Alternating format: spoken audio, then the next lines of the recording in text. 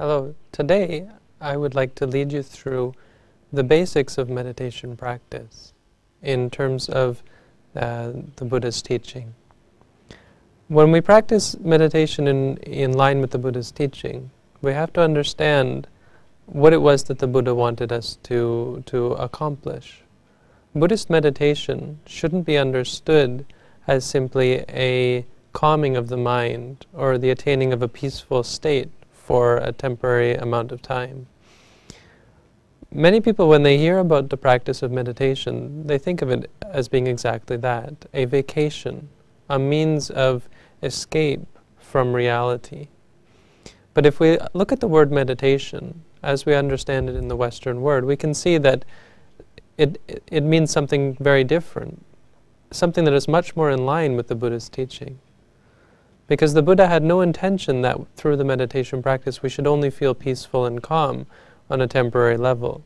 The Buddha likened this to the temporary suppressal of the growth of, say, grass by covering it up with a large stone.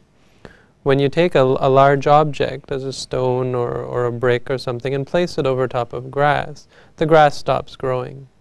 But this is only temporary. If you take the brick or the rock off, the grass will continue to grow. In the same way, if you practice meditation only to suppress the unwholesome states that rest inside of you, the things that cause you suffering and cause you upset, without gaining understanding in regards to these states and understanding of what are the causes, understanding of the nature of unwholesome things for what they are, so as to avoid them in the future, then these states will always have the opportunity to re-arise when the causes present themselves. For instance, at certain times for some time we can do away with anger through the practice of loving kindness, or we can do away with the state of greed or of lust by focusing on the impurities of, say, the body or of food, focusing on those things that are impure. By doing this, we replace something with its opposite, and as a result, the unwholesome state disappears for some time. It is suppressed. We can force these states away by encouraging their opposites. But this doesn't address the real problem. The problem being that greed or lust has a cause, and anger also has a cause. When we dig deeply, we can see that anger arises based on the perception of something as unpleasant. When greed arises, it arises based on the perception of something as pleasant. The recollection or the recognition of something as a pleasant or an unpleasant object, as the case may be.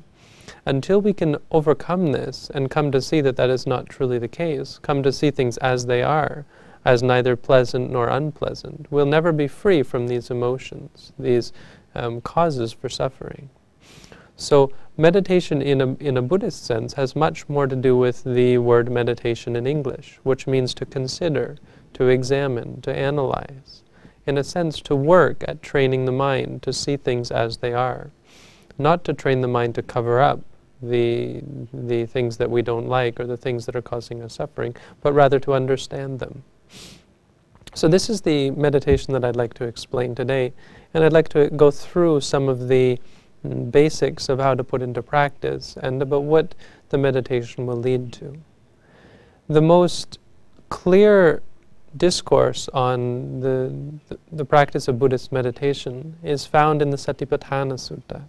This is a discourse given by the Buddha on the establishment of mindfulness, or the establishment of recollection, of recognition. This word that we have is sati, that is often translated as mindfulness, but actually means something a little bit different.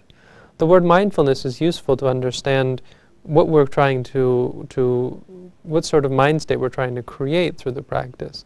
But the essence of it is this recognition. We're trying to recognize things as they are, and that's really what the meaning of sati is. When you recognize something as being this or as being that, when you recognize its characteristics, or when you recognize its nature, this is the meaning of sati. So here we're trying to recognize things for their essential nature.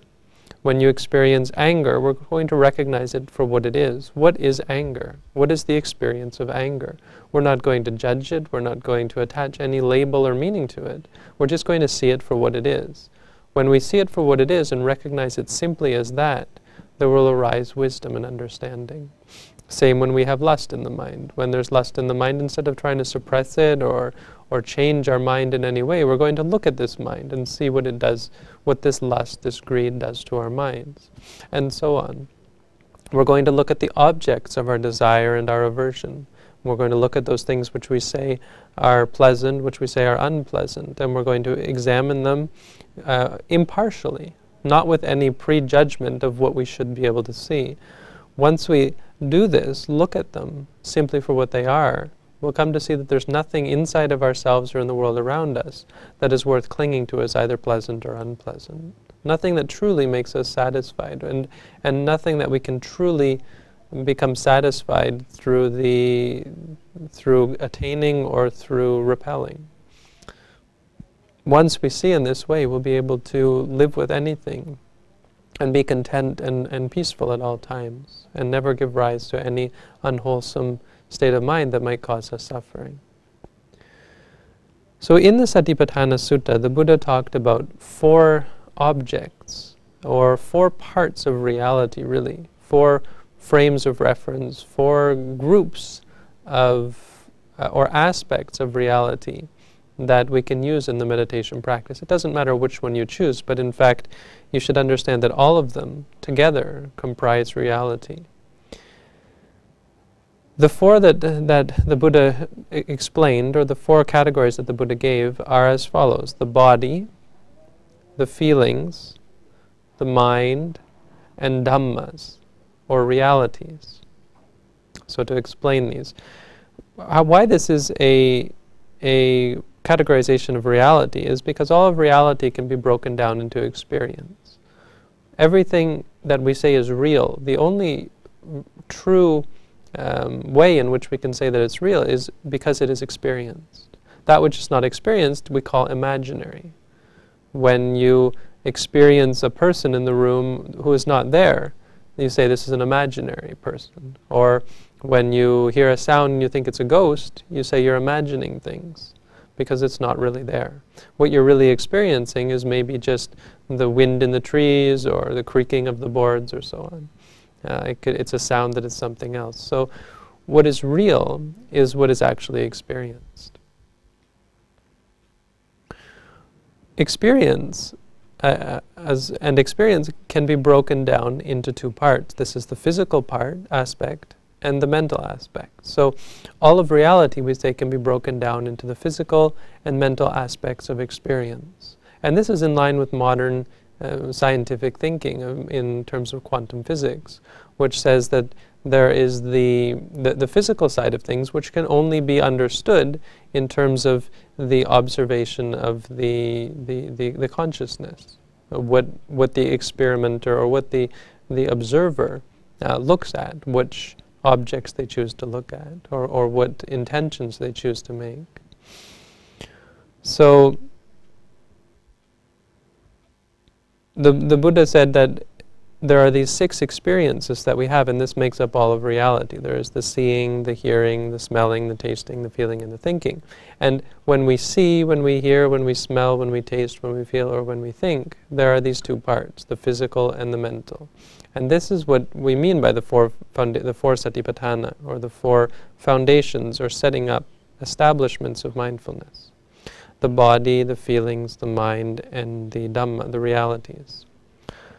So here we can see what we're really talking about is experience. The body, this is not the physical body that you see of someone else.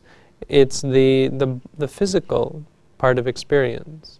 So for instance, when you're walking, this is the feeling of the feet moving, the different parts of the experience. There's the stiffness in the legs, the hardness of the floor, the cold or the heat, and the cold as you move your foot, and the cold when you touch the floor, the heat in the body, and so on. It's these physical aspects of experience that we call body. So when you walk, you try to know that you're walking. As the Buddha said, gachanto va gachamiti pajanati.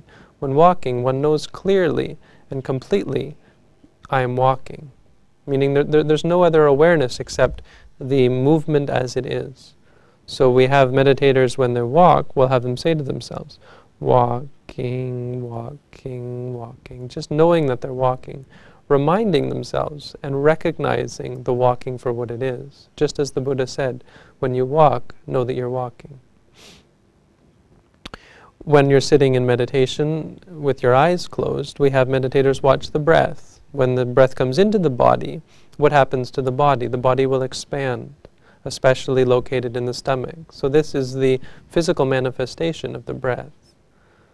If you try that, you close your eyes, you'll be able to see, you'll be able to feel, maybe putting your hands on your stomach, that there's the movement of the body. So in meditation, we're going to focus on this movement, the movement of the stomach as it rises and as it falls. When it rises, we're going to say to ourselves, rising.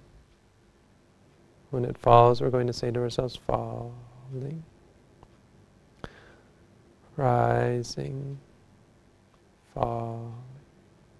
Is another example of how we practice mindfulness of the body, this first establishment of mindfulness, this first way of looking at one aspect of reality. Again, what this does is it allows us to see through the illusion of pleasurable and painful, of pleasant and unpleasant.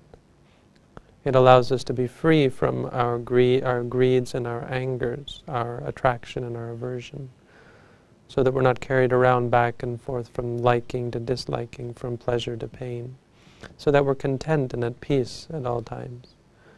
Just seeing things as they are. In the beginning, this is very difficult because the mind is used to judging. It will even begin to judge the meditation.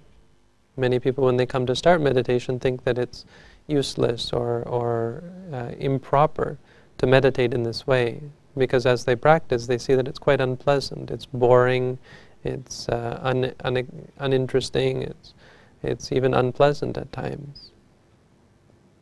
They find that focusing on the stomach or even repeating these words is arduous, is unpleasant, is an unpleasant task that they think is perhaps even against the Buddha's teaching. People have said that it's mechanical and repetitive and unnatural. But what we're trying to do is see nature for what it is. The problem with our ordinary reality is that we don't see things as they are. We see things as we believe them to be or as we want them to be. We see them through our own filters. We like certain things, we dislike certain things, and based on no rational evidence whatsoever, because other people will like other certain things and dislike other certain things. Sometimes we can like something, and someone else might dislike it. It's based totally on subjective terms.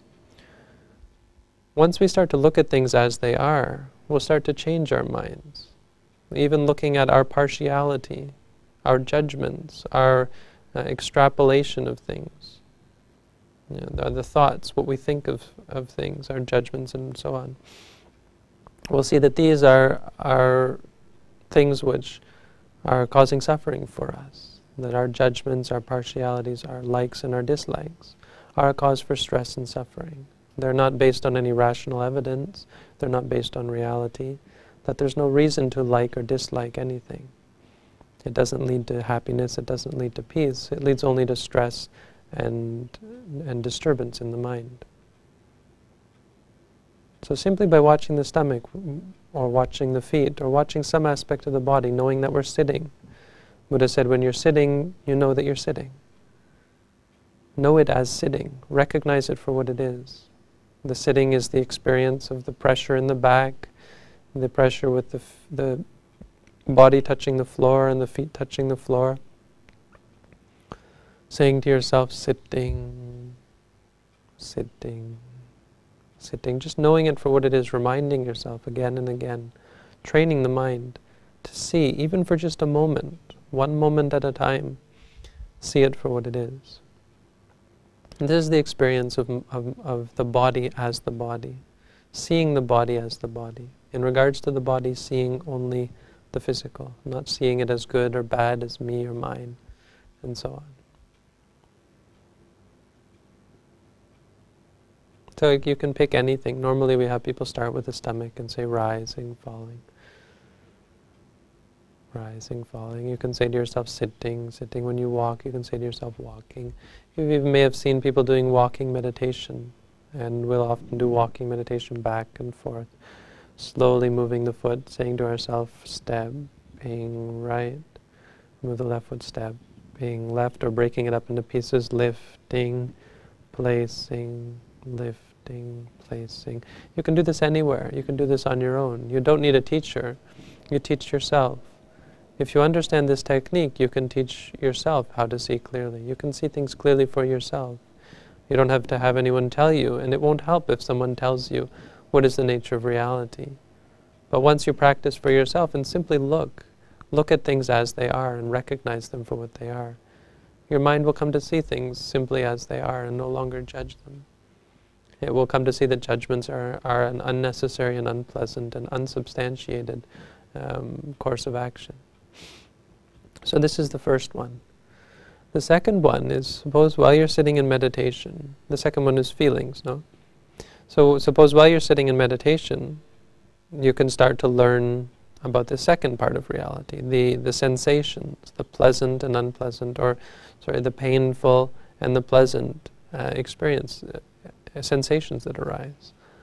There's pleasant, painful, and even the neutral sensations. So suppose you're sitting in meditation, and suddenly you start to feel happy. Maybe you've never meditated before, this is your first time, and you start to feel happy. Well, ordinarily when this arises, you'll find yourself getting carried away. You'll find yourself liking it, enjoying it, and you'll lose track of the meditation entirely. Instead of looking at things objectively, you've fallen out of objectivity into subjectivity, where suddenly you like it, you're enjoying it, and you're giving rise to addiction. You're no longer seeing things clearly. Your mind is no longer clear. And as a result, the happiness disappears, the happiness which was a result of seeing things clearly. It's not a result of happiness. Just because you're happy doesn't mean you're going to get more and more happiness. So it disappears and you're left frustrated, you're left bored, you're left wanting the happiness back. If instead you see the happiness for what it is, you'll find that it either stays, or even when it goes, you're not unhappy. You're not disappointed, because there was no attachment to it at all. You see that it's just a feeling, just like any other feeling. By the same token, if you're sitting in meditation and you feel pain, you feel something that is thought to be unpleasant, a painful or an aching feeling in the body, you see it for what it is. If you feel pain, you say to yourself, pain, pain, pain. If you feel happy, you say to yourself, happy, happy, happy. And in doing this, with the happiness or with the pain, you'll see it for what it is. In the case of the pain, you'll see that it's not something that is necessarily unpleasant. The idea that it's unpleasant arises in the mind. You'll see that actually it's no longer painful. Even though we would still call it pain, it no longer becomes a problem. It simply becomes a phenomenon that has arisen in the body. It becomes a sensation, and that's really all it was in the first place. We remove this judgment, this unclear thought, or this muddled or confused, ignorant thought, with a clear thought. We replace it with a thought which sees the feeling as it is, simply as a painful feeling. We say to ourselves, pain, pain, pain, and whether it goes away or doesn't go away, we see it for what it is, and we're not disturbed by it. We don't give rise to anger or aversion. We simply see it for what it is. If we feel calm sensations, it's the same really as happy sensations. When you feel a calm sensation, you'll tend to like it and enjoy it. And as a result, you'll stop looking at it objectively. You'll start to hope for it to stay on and want for it to remain, to get stronger, to come back again and again, to be under your control.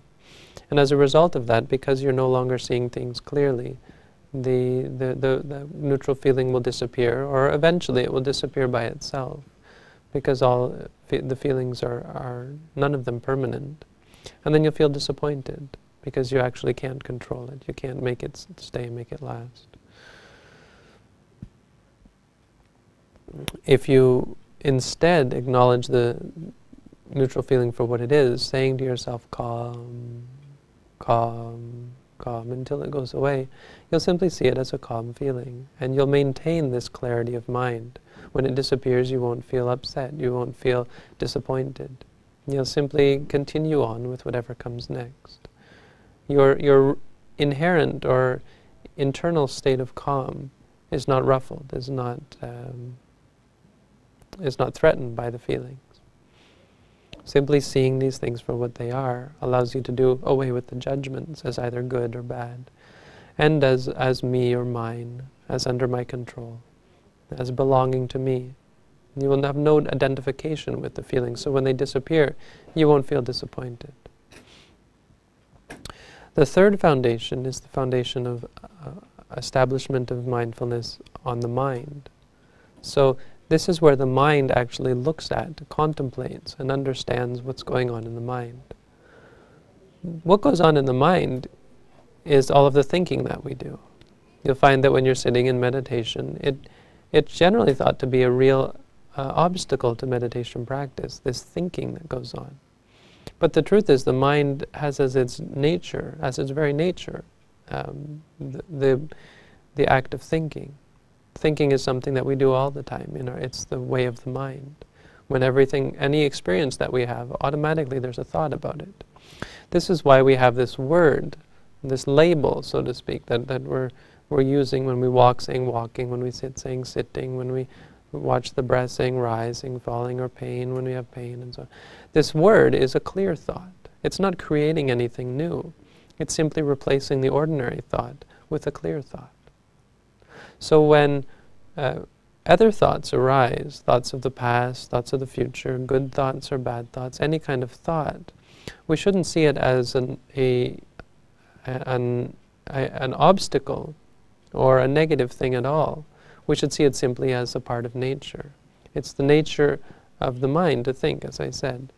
And how we do this is to see it as thinking. It is what it is. So if you're sitting in meditation, you're watching the stomach, rising, falling, and then your mind starts to wander. Because you're watching the stomach very, very carefully, you'll be able to see the moment when the mind starts to wander, and you'll be able to catch it. You'll see the thinking arise, and instead of getting angry or upset or attached and addicted to it or interested in it, chasing after the thought, you simply see it for what it is. Say to yourself, thinking, thinking, thinking, just knowing that you're thinking. When you do this, you've replaced the thought with a clear thought, the thought that you're thinking. When you do this, the other thought will disappear by itself, naturally, without forcing it away. And you'll be able to come back again to the rising and falling and continue on with your meditation. No matter how many times you think, there's nothing wrong with it. But when you chase after it, if instead of seeing it as simply thinking, you get involved in it and understand this is my thought and take it as your own and follow after it and get caught up in it, you'll find that you've now lost your awareness of reality and you're getting caught up in fantasy, creating all sorts of plans about the future or reminiscence about the past. And you're not able to see things as they are, and you're losing your sense of tranquility, of balance, and of clarity of mind. As a result, there will arise greed, there will arise anger, there will arise conceit and jealousy and fear and depression and so on. And all of these things will arise, have the potential to arise based on our thinking. So to keep our minds clear, to keep our minds truly aware of things as they are, we simply say to ourselves when we're thinking, no matter what we're thinking. This is the awareness of the mind. So you can see that these three together make up most of reality. But there's one thing missing, and this is the reality which exists in the mind, and being the mind states, the things that arise out of the mind. So based on the thoughts, these are these emotions. This is what I mentioned in the beginning. Liking, disliking, states of mind, states of drowsiness, states of worry or confusion, states of stress, states of confusion, states of doubt. These states of mind which cause the disturbance in our being, which cause us suffering, the states of mind which take us out of our state of balance, take us out of our state of harmony, of tranquility. So it's important for us to acknowledge these as well. This is the final part of reality. How do we acknowledge these? Well, we have basically 5 sets of them. These are the mind states that have some disturbing quality to them. They're called the hindrances. These 5 are the first reality that we're going to realize, the first Dhamma that we're going to have to tackle in the meditation practice. So, and why we have to tackle them is because they're the hindrances. When we focus on the first 3, we're going to find that these last ones always get in the way. They keep us from having a calm and content and peaceful meditation practice. They'll also interfere with our lives. This is what really causes the problem, as I said. So we have 5 groups, and these are liking, disliking, drowsiness, distraction, and doubt. These, the Buddha said, are the 5 groups of mind states that can arise to one's hindrance and to act as obstacles in one's meditative progress and in one's clarity of mind. They obstruct the clarity of mind. So when we like things, as I said, when we like things or want things, we simply say to ourselves, liking, or wanting. Even if we like the meditation practice or like something that has arisen. Because as I said, when we follow after the liking, we're no longer meditating. We're no longer seeing things clearly. We've changed our mind state to one of possessiveness and ego and attachment. The idea that it's me, it's mine. And we've fallen into this idea that these things are somehow pleasant. So when we like, we say liking. When we want, we say wanting. Disliking, we simply say to ourselves, disliking, whatever arises. This one you have to be careful of, because this is the one that's going to stop us from meditating. It's going to make us angry when something bad arises and make us say, this meditation is useless, is no good. We're going to get angry because the meditation's not making us happy, not bringing us peace, and so on. Wishing we were doing something else and getting bored, feeling sad, feeling depressed, and so on. All of these things can arise in the meditation and can lead us to think that something's wrong with the meditation itself. The truth is, there's nothing wrong with the meditation, nothing wrong with this mind state. This mind state, the anger, the aversion, is something that we've carried around and developed for a long time. It's something that has its causes in the way we've lived our lives. It's something that we can't remove from our minds simply by wishing for it. It's something that we can only be free from through understanding and retraining our minds out of this bad habit. So we do this by simply seeing it clearly for what it is. And also, as I said, seeing everything else clearly so that we don't give rise to the anger. But when the anger arises, we see it for what it is and simply say to ourselves, angry, or disliking. If we feel bored, we say bored. If we feel depressed, we say depressed. If we feel sad or frightened or any kind of negative emotion, we simply see it for what it is. We replace the thoughts surrounding it. Instead of being angry and then thinking about what we have to do to change the situation, we create a thought about the anger that this is anger. Right? Instead of having anger and thinking, now I have this and this and this and this, we think, now I have anger, so now I have anger. And that's all it is.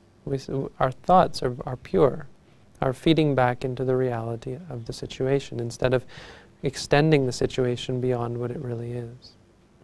If we feel drowsy, if we feel the mind is not flexible, is not awake, alert, we say to ourselves, drowsy, or tired. If we feel distracted, our minds are not focused. When we're sitting and our minds are running everywhere, thinking, not just thinking, but thinking many things all at once and unable to take a single object as our meditation object. Normally we would think this is a problem, and many people have said that they just can't meditate because their minds are too distracted, their minds are not calm enough.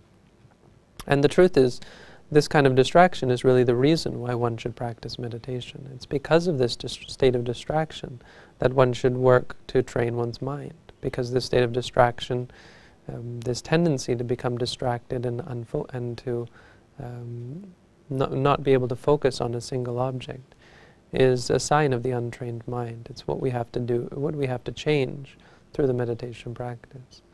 And it's really not a problem unless we let it, unless we follow after it and make more of it than it really is.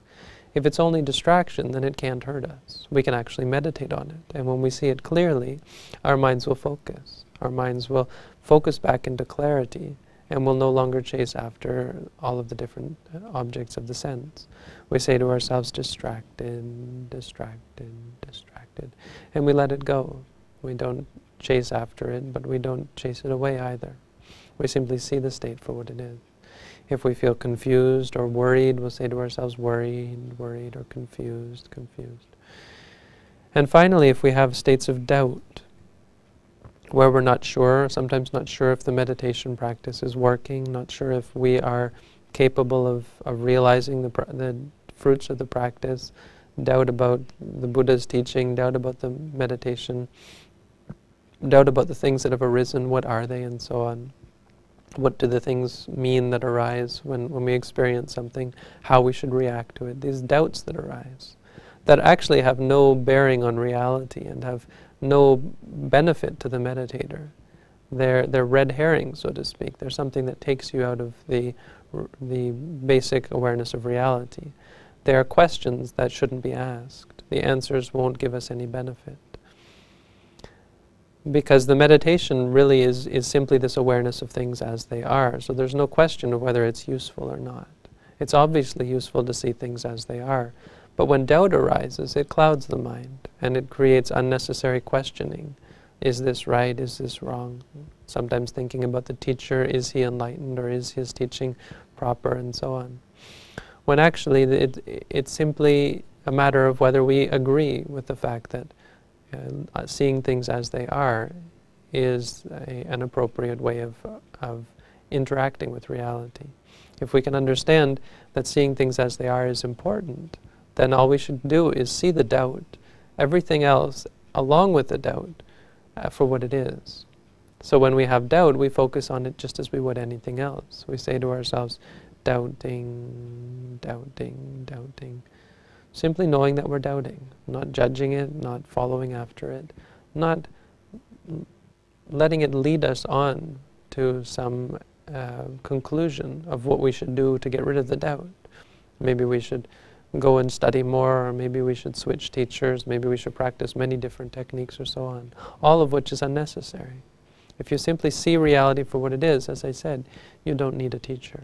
You're teaching yourself, because you're coming to see reality for what it is for yourself. So these are the four aspects of reality. The fourth one actually goes on, and there are many other parts. For instance, actually acknowledging the six senses. When you see things, you can say to yourself, seeing. Even you see lights when you close your eyes. This is a very common one for meditators. They'll see things, and they'll get carried away, and they'll think it means something, that it's God or an angel or so on. And they won't be able to see that it's simply a visual hallucination, or a visual stimulus, so to say. And they won't understand it. They'll get lost in this conceptualization of it being something else. So when we see things, we simply say to ourselves, seeing, seeing. When you hear noises outside or voices in your head, hearing, hearing. When you smell, smelling. When you taste, tasting. When you feel something on the body, feeling. When you think, thinking. Acknowledging the six senses, and so on. There are many others. But for basic meditation practice, this should really suffice. Now, what is it? The next question that I'd like to address is, what is it that this is going to allow us to see? I've gone over a little bit about how it's going to allow us to see reality clearly, but I'd like to just answer the question in more detail and for perfect clarity, to understand what exactly it is that these four things remove in the mind. What is the misunderstanding? The Buddha said that there are four misunderstandings. These are the four misunderstandings that keep us tied to the cycle of suffering, that cause us to give rise to unwholesome thoughts, unwholesome consciousness, unwholesome mind states. which in turn give rise to unwholesome deeds, which in turn gives rise to unwholesome results or suffering. And then suffering in turn makes us want to do bad things, makes us give rise to unwholesome thoughts, unwholesome mind states, and it goes in a cycle. These four things, because we misunderstand reality in four ways, we therefore give rise to this. We therefore continue this cycle, giving rise to unwholesome mind states. First of all, we see reality as being attractive. Second, we see reality as being, or we see things, the objects of reality, of experience, as being pleasant. Third, we see the objects of experience as being permanent. And fourth, we see the objects of reality as being controllable, or possessions, as being belongings.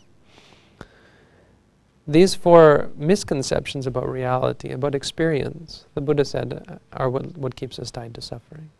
So the four foundations of mindfulness, each works on a different aspect of our misunderstanding, each of these four misunderstandings. The first foundation of mindfulness, the mindfulness of the body, this awareness of the stomach moving, of the body moving, and so on, allows us to see the nature of reality as not being attractive. Because the most attractive thing that we have as human beings is the physical body. We will see that certain bodies are attractive, certain others are repulsive. But in general, talking about the physical aspect of reality, we see things as being attractive. Even though there's nothing inherently beneficial about seeing certain things, about hearing certain sounds, we find the physical aspect of reality attractive, because we have this memory that it somehow brought us pleasure and happiness. Once we focus on the physical body, we'll be able to break it up into pieces. We'll see that the foot moving is merely an experience of motion. The stomach moving likewise is only an experience of motion. The tension in the back, in the pressure of sitting on the chair or on the floor, the hardness and softness, the heat and the cold, these are all only individual realities that arise and cease. When we break it apart in this way, the ancient texts say it's like when a butcher takes apart a cow. If he hasn't taken apart the cow, he still has this idea of this being a cow. But once he cuts it up into pieces and separates it out, he loses the idea of it being a cow, and suddenly he sees it as meat. So when he sells the pieces of the cow, he doesn't think that he's selling cow.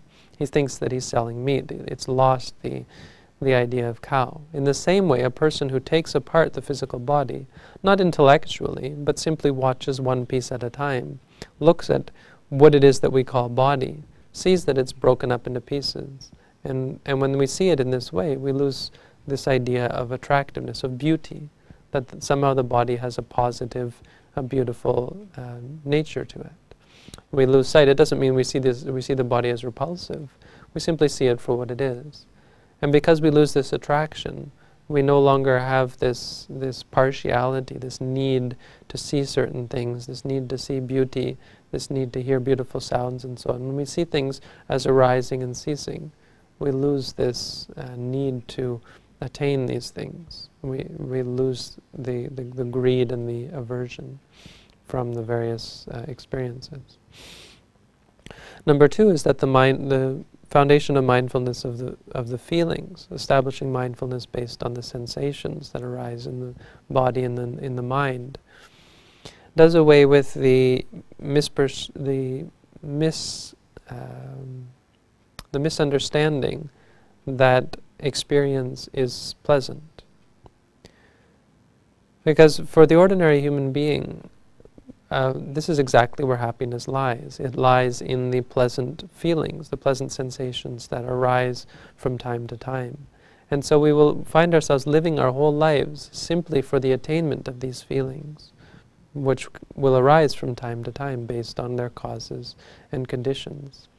We find ourselves working very hard in order to save up money to be able to go on vacations or holidays or go to musical events or theater, or to have good food, to have beautiful possessions and so on.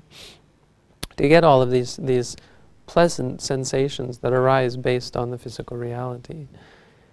And as a result, we find ourselves actually in a lot of suffering, where most of our lives is consumed doing things that are even perhaps meaningless, or at the very least that are unpleasant. And through our need to attain pleasant experiences, we actually have to endure a lot of unpleasantness. Moreover, our minds become clouded and unclear, and become very much caught up in the cycle of addiction, so that we're never able to see things as they are, and we're never able to be at peace with ourselves, even to the moment when we die. And when we die, we'll die with a mind that is clinging, a mind that is unhappy, a mind that is unsatisfied. So when we practice mindfulness of the feelings, we'll come to see this. We'll come to see how feelings arise and cease. And as I said, we'll come to see them simply as feelings. But moreover, we'll come to see that none of them last. Even pleasant feelings only arise from time to time. We'll come to see that the spectrum of feelings is actually much more than simply the happy feelings that we're looking for.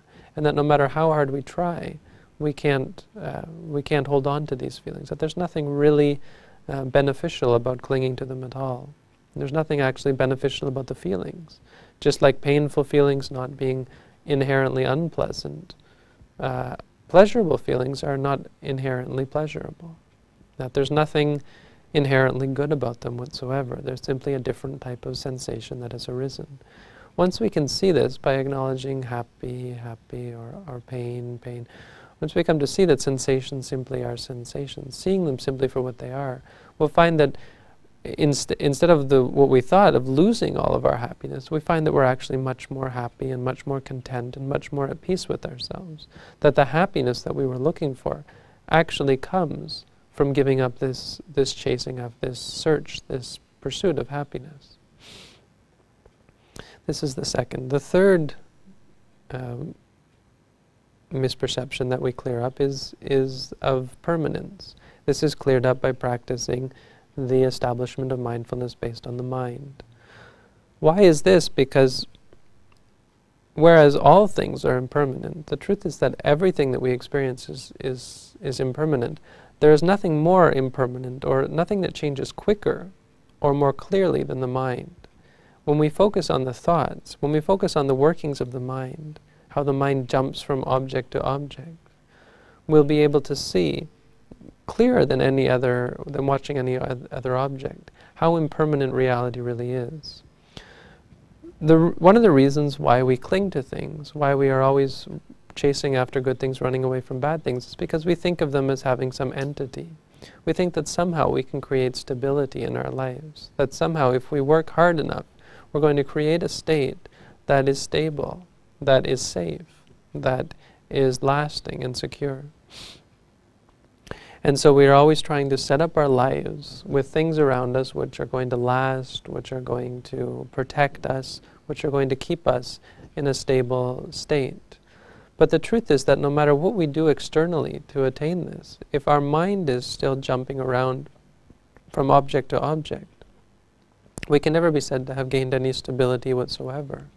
Until we can stabilize the mind, and until we can come to really attain this true security inside, all of the things external to us are meaningless.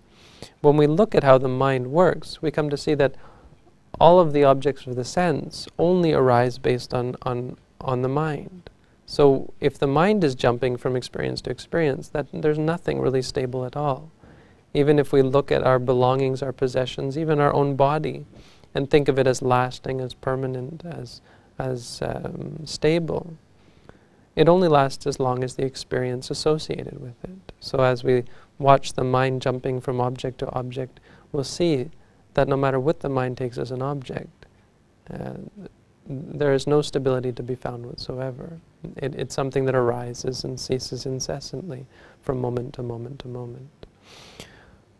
We can do this again by acknowledging to ourselves thinking, and watching the thoughts arise and cease, because this will give us the understanding of how reality works, that it's all based on the mind. Our whole lives are based on this jumping around, this arising and ceasing of the mental experience of both the physical and the other mental realities. This is the third misperception that we clear up. The fourth misperception, misunderstanding that we clear up, as I said, is the misperception that things belong to us, or that they are under our control. We have this idea of that inside of ourselves there is some kind of controlling essence that is able to control the other aspects of our being. We have this idea that the experiences that we have, we can somehow control them. That they somehow belong to us, that we have some sort of self. And moreover, we have the idea that when pleasure or pain comes, it belongs to us. And therefore, as a result, we do everything we can to maintain the pleasure and to remove and be free at all times from the pain, from the displeasure. So, as a result, we give rise to this attachment and this great intention to keep things as they are when the happiness comes. And we give rise to great anger when unpleasant things arise. We think of everything as ours. When pain arises, it's my pain. When pleasure arises, it's my pleasure. And therefore we create all sorts of labels about it. We have categories for everything. Certain things are acceptable, are pleasurable, are nice. Certain other things are unpleasurable, are unacceptable, are not nice. And again, these are not based on any real objective criteria. They're simply based on some kind of idea of what and who we are. This idea of self and what we believe, what we like, what we appreciate. When we start to look at the Dhamma, the realities, starting with the emotions, we'll be able to do away with this. We'll come to see that this anger, this dislike of things, does not have anything to do with the true nature of the experience, of the phenomenon. When we hear loud noise or someone yelling at us and we get angry, thinking that they're yelling at us, we have this cycle evolve where we feel righteous about our anger, that somehow this person is doing something bad to us and therefore anger is the right response, somehow identifying with the anger, that I am angry, and therefore never having any question about the anger, that it might not be the right response. We have this idea that I'm angry. It would be absurd for us in our minds to think that there was something wrong with it, because it's who I am. This person is attacking me, I'm getting angry, so now is the time to fight back, or to hurt them, or to yell at them, or to cause suffering for them.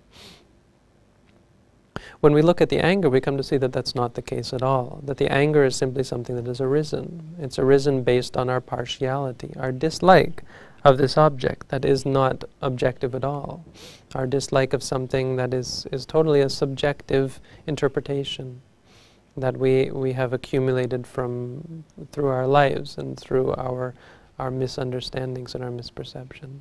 As we focus on the anger, saying to ourselves, angry, angry, angry, we lose this idea of self. We come to see that anger is just another experience, just another phenomenon that arises.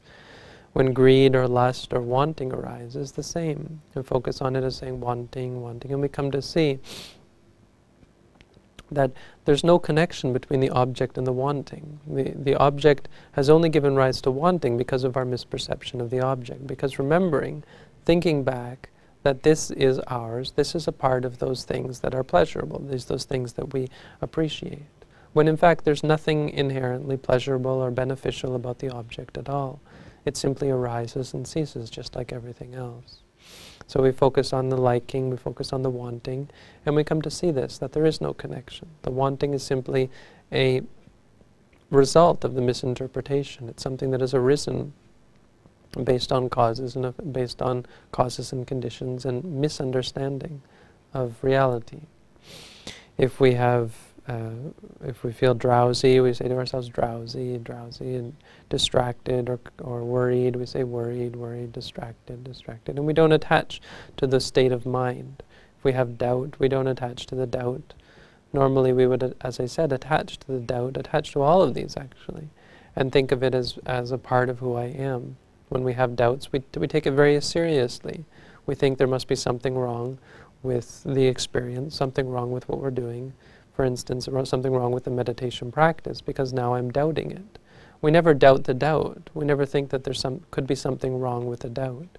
We think that it's the natural part of our being. Whether it's right or wrong, it's who we are. When we focus on the doubt and say to ourselves, doubting, doubting, when we focus on all of these, as I said, we come to see them for what they are, as things that have arisen and have no connection, no objective connection with the object of doubt, with the object of worry or confusion or so on. They simply are things that have arisen, and therefore we lose this sense of possessiveness, of identification, this idea of self. So many people, when they hear about the Buddha's teaching that against the idea or against the theory of an internal self, they become very frightened. And this is because they look at it intellectually and they try to understand, what did the Buddha mean when he said, that basically there is no self? Well, it wasn't an intellectual teaching. It's not something that you can create a philosophy based on. The Buddha's teachings are not just for the purpose of philosophy or of philosophizing or intellectualizing or the ability to discuss. They're things that should be practiced. And through this practice, one stops identifying with the realities as they arise, and all of reality, really. And so the mind of the individual person becomes free from any sort of clinging, that we're simply able to see things as they are, which is as phenomena that arise and cease, that come and go. This is really the practice of meditation. This is how I would like to explain what the Buddha meant by meditation. And so this is how I would encourage people to practice, if they would like to practice meditation according to the Buddha's teaching. Again, I'd like to encourage you all to put this teaching into practice. Don't simply be content with having some kind of intellectual knowledge or having had some kind of pleasure that you gain from listening to this talk. If you find that it has been useful, has been interesting, please make real use of it and actually put it into practice here and now. You can do it while you're sitting here listening to the Buddhist TV, watching the Buddhist TV. You can do it here now when you're in your room, turning off the television and actually taking the time to do some few minutes of meditation to clear your mind and to start on the path of true and clear understanding of reality.